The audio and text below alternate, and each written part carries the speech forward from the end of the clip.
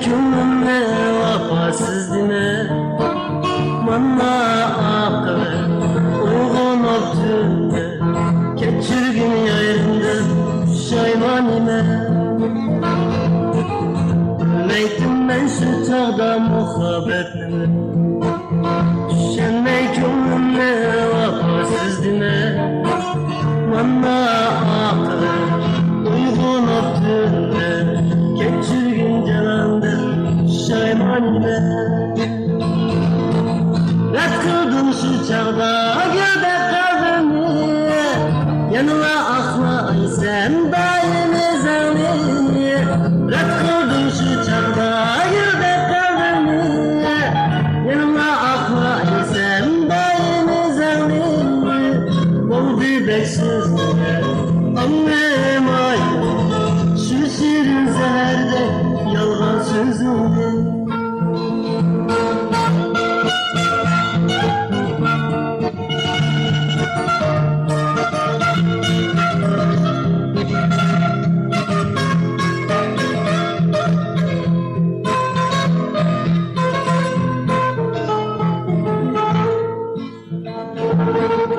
Bilmeydim ben şu çağda muhabbetime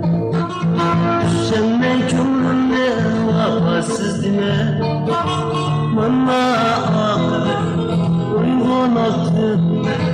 Keçirgin yayrımda şaymanime Bilmeydim ben şu çağda muhabbetime Düşenmey kömrümle vafasız dime Manna akı uygun öptüğünde Keçirgin yayrımda şaymanime Ret kıldın şu çağda gülde kalbimi Yanıma akla sen daimi zalimi Ret kıldın şu çağda gülde kalbimi Yanıma akla sen daimi zalimi Ol beksiz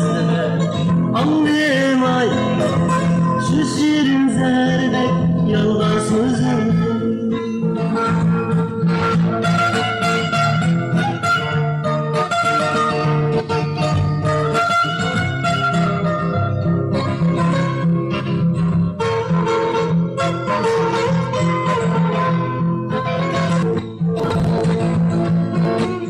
Ret kıldın şu çağda gülde kalbimi Yanıma akla sen daimi zalimi Ret kıldın şu çağda gülde kalbimi Yanıma akla sen daimi zalimi